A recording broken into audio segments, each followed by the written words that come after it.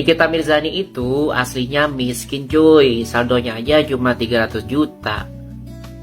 Jadi lucu ya sampai channel, kirain haters Nikita Mirzani itu cuma sibuk mikirin endorse 10 miliar yang katanya cuma diskon promosi dari Napapark. Ternyata mereka juga sempat-sempatnya mikirin isi saldo rekening Nikita Mirzani. Ya netizen channel sih gak bisa melihat kekayaan orang lain secara utuh ya. Tapi logika sederhananya gini deh. Netizen channel yang notabene-nya rakyat jelata aja ya bisa punya 4 rekening dari 3 bank yang berbeda. Walau cuma 3 bank saja yang pakai ATM, masa iya Nikita Mirzani punya cuma 1 rekening ya? Belum lagi soal rumah yang katanya pakai KPR Bank Mandiri. Oke, mungkin ini benar lah ya. Jadi KPR lah yang membayar ke Napapark. Pertanyaannya sahabat channel, lu memang pernah coba ajukan KPR 30 miliar ke Bank Mandiri? Kira-kira bisa lolos nggak kalau lu yang ajukan dengan isi saldo di rekening cuma 300 juta? Nah, sahabat cendol, bank itu bukan koperasi RT ya. Ada analisis resiko, ada BI checking, ada syarat pendapatan, dan yang pasti ada jaminan set. Jadi kalau Nikita Mirzani bisa dapat approval KPR sebesar 30 miliar, jelas ada pertimbangan finansial yang sangat kompleks ya, daripada sekedar saldo cuma isi 300 juta. Jadi sahabat channel, haters Nikita Mirzani kadang lupa kalau melihat angka tanpa konteks itu bisa menyesatkan. Ya 300 juta mungkin terasa besar bagi sebagian orang ya, kecil bagi sebagian yang lain. Tapi jelas bukan patokan tunggal menilai kekuatan finansial seseorang. Ya jadi sampai channel, daripada kita sibuk ngitung-ngitung. Saya tidak peduli dengan Nikita Mirzani. Kamu mau penjarakan 2000 tahun, 10.000 tahun, itu nggak ada urusan saya dengan Nikita Mirzani. Ya. Tapi proses hukum ini harus diselamatkan. Kenapa? Karena proses hukum yang tidak fair ini ditonton oleh banyak orang. Ribuan orang, jutaan orang menonton proses hukum yang tidak fair. Itulah yang saya bela. Kenapa? Saya tidak mau rakyat Indonesia disuguhkan proses hukum yang tidak fair. Saya tidak mau anak-anak kuliahan, mahasiswa, ibu-ibu disuguhkan dengan pertontonan penegakan hukum yang tidak fair, yang tidak adil, yang tidak betul-betul berpihak kepada rakyat.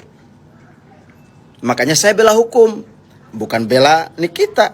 Saya tidak ingin orang seperti Nikita Mirzani yang sudah berjasa kepada negara, ya, sudah berjasa kepada negara, sudah berjasa melindungi muka perempuan-perempuan bangsa kita, menyelamatkan muka-muka mereka dari resiko skincare dan lain sebagainya. Lalu kita penjarakan hanya gara-gara kita tidak suka pada pribadi dia. Jangan, nggak boleh. Saya tidak terima gitu di hati nurani saya itu harus membiarkan orang-orang yang berjuang di jalan yang benar lalu ditinggalkan. Ya, saya tidak mau membiarkan orang-orang yang sudah berjuang ya, berjuang di jalan yang benar, menyelamatkan anak bangsa, lalu kita biarkan dia sendiri. Nggak bisa. Nanti kita akan kehilangan orang-orang yang mendukung kita kalau kita berbicara kebenaran juga nanti. Saya tidak mau itu. Nah, ketika saya berbicara kebenaran hari ini, saya tidak mau ditinggalkan oleh rakyat. Tapi kalau kita sudah tunjukkan sikap kita yang arogan, kemudian seolah-olah orang bersalah padahal peradilan belum ditetapkan hukumannya berapa, lalu kita kemudian seolah-olah menyalahkan orang itu. Nikita Mirzani halu bilang dapat endorse 10 miliar. Itu kata netizen setelah sidang tanggal 14 Agustus 2025 kemarin. Faktanya di persidangan, pihak perumahan mengaku bahwa potongan harga 10 miliar itu cuma diskon pembelian. Dan postingan yang Nikita Mirzani buat ya, katanya sih murni inisiatif pribadi Nikita Mirzani. Terus biasalah ya, ada netizen yang bilang, tuh kan halu bilang di endorse. Saya sih cuma bingung ya sahabat channel. Kalaupun betul itu di endorse, terus rugi mereka apa sih? Kalaupun itu memang cuma promo, kenapa mereka yang pusing, kan nggak ikutan bayar rumahnya? Nah sahabat channel, kalau kita lihat dari sisi marketing, potongan harga besar ke public figure itu bisa tetap dianggap bentuk kerjasama tidak langsung.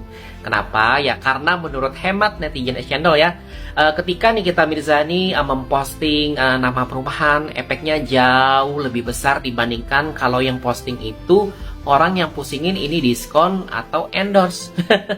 Ya, jadi sahabat channel, kalaupun pihak perumahan nyebut itu diskon atau inisiatif sendiri, di praktik pemasaran menurut hemat netizen channel ya, itu tetap punya nilai promosi ya. Ya istilahnya ini in-kind marketing, ada keuntungan di dua pihak walau tanpa kontrak yang formal. Ya sama contohnya kayak netizen channel kan kemarin dapat 3 buku motivasi gratis ya. Nah, judul pertama adalah Life is Yours, kemudian Terapi Jiwa yang Lelah, dan Seni Berdamai dengan Jiwa yang Lelah. Jadi penerbit bisa aja sih katakan ini cuma ngirim buku secara gratis kok. Tapi ketika netizen channel melakukan postingan dan review ke sahabat channel semua, tentunya itu otomatis jadi bentuk promosi. Ya bedanya netizen channel tidak membeli rumah seharga 40 miliar. Jadi sahabat channel mau dibilang itu promo ke atau endorse ke sama-sama ada dampaknya. Yang penting dua pihak sama-sama diuntungkan. Yang satu dapat potongan harga, yang satunya ya dapat promo gratis. Banyak yang baper di kasus Nikita Mirzani hingga banyak melakukan klarifikasi. Nah, sahabat channel, kalian perhatikan nggak di kasus Nikita Mirzani banyak orang yang sebenarnya nggak ada kaitannya dengan kasus Nikita Mirzani ya, tapi justru paling sibuk melakukan klarifikasi. Bahkan namanya juga nggak ada disebut ya, tapi responnya hiperbolik atau lebay.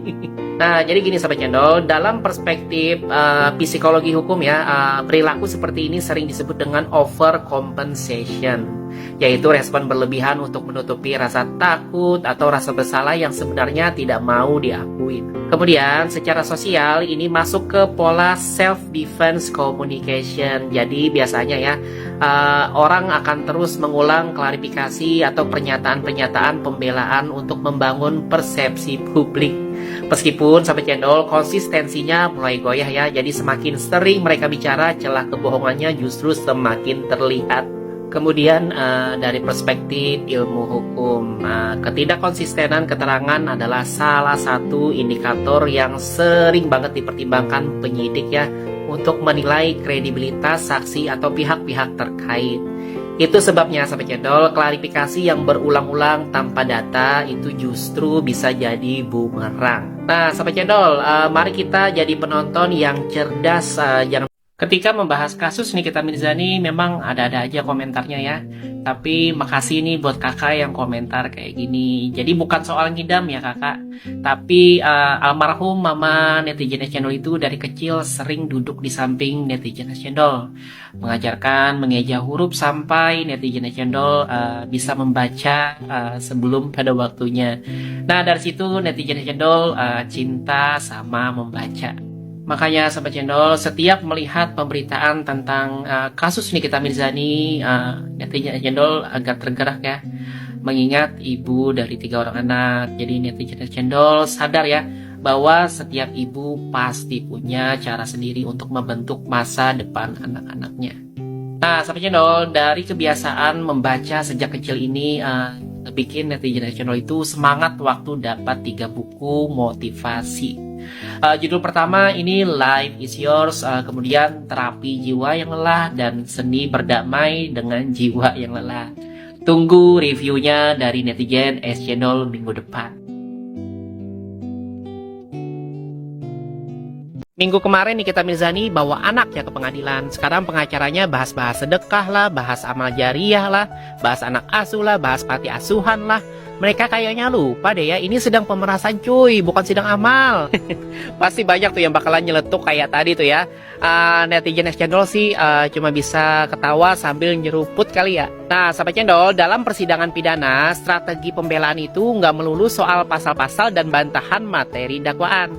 Ada yang namanya plea for mitigation atau upaya meringankan hukuman yang bertujuan menyentuh sisi kemanusiaan majelis hakim. Ya makanya sahabat channel, pengacara bisa saja ya mengangkat isu tentang hubungan ibu dan anak atau keterlibatan terdakwa dalam kegiatan-kegiatan sosial ya, hingga manfaat terdakwa bagi masyarakat. Ini bukan sekedar drama ya, dalam ilmu hukum pendekatan ini disebut dengan non-legal factors in sentencing consideration. Jadi hakim dalam memutus perkara memang wajib mempertimbangkan aspek-aspek keadilan, kemanfaatan, dan kemanusiaan, bukan hanya aspek kepastian hukum. Jadi, sahabat channel, ketika pengacara Nikita Mirzani membicarakan soal anak, soal sedekah, soal anak asuh, dan kegiatan amal ya, itu menurut netizen channel adalah bagian dari strategi untuk mempengaruhi pertimbangan hakim di luar dari substansi pasal. Ya, bisa dibilang lah ya, ini cara menggerakkan hati agar hakim itu memberikan hukuman yang lebih ringan, atau bahkan dakwaan dianggap tidak layak diperberat. Oke, sahabat cendol, mari kita lihat sidang Nikita Mirzani ini bukan cuma dari satu kacamata ya. Hukum itu kadang keras di teks tapi lembut di hati kok. Share video. Jaksa hari ini ditempeleng balik oleh pasal 3 TPPU. 4 miliar melawan rumah 30 miliar atas nama Nikita Mirzani sendiri. Jadi di mana dong unsur menyamarkannya? Nah, sahabat cendol, pasal 3 Undang-Undang TPPU itu mensyaratkan 3 unsur utama. Pertama adalah perbuatan misalnya membeli rumah, kemudian kedua dananya berasal dari tindak pidana misalnya pemerasan, dan ketiga adanya tujuan untuk menyamarkan atau mengaburkan asal-usul dana. Nah, sahabat channel, yang paling krusial dan sering banget jatuh di pengadilan itu ya adalah unsur nomor 3. Jadi fakta persidangan pada tanggal 14 Agustus 2025 ya, rumah harga 40 miliar didiskon kurang lebih 10 miliar ya. Itu untuk endorse Nikita Mirzani, kemudian menjadi 30 miliar. Nah, pembayaran resmi melalui KPR Bank Mandiri ya, legal, tercatat, audit trialnya jelas ya. Kemudian nama kepemilikan juga atas nama Nikita Mirzani sendiri ya, bukan pinjam nama atau pihak ketiga. Kemudian ada aliran 4 miliar yang dipersoalkan jaksa yang diduga bagian dari DP. Nah, sekarang kita pakai kacamata proporsi dan niat menyamarkan ya.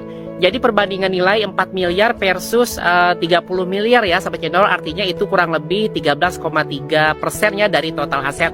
Nah, ini menunjukkan asetnya jauh lebih besar daripada dana yang dipersoalkan ya. Jadi indikasi tidak dibeli khusus untuk mencuci uang dengan nominal 4 miliar itu terlihat ya. Kemudian kita juga bisa lihat dari struktur pembayaran ya, DP normal KPR katanya kurang lebih 20% dari 30 miliar ya, artinya 6 miliar ya kan.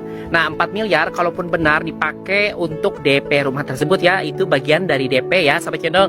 Jadi sisanya ditutup skema KPR yang transparan ya melalui bank. Nah, kita juga bisa analisa dari transparansi alurnya ya. Jadi pembayaran lewat institusi keuangan resmi ya, atas nama asli tanpa layering, artinya tidak diputar-putar lewat rekening perantara. Kemudian melalui badan usaha boneka, misalnya nomine atau pecah transaksi. Jadi sahabat channel, dalam teori TPPU menyamarkan atau mengaburkan itu biasanya muncul lewat layering dan integration yang ruwet ya. Di sini kebalikannya ya, jejaknya terang atas nama Nikita Mirzani sendiri.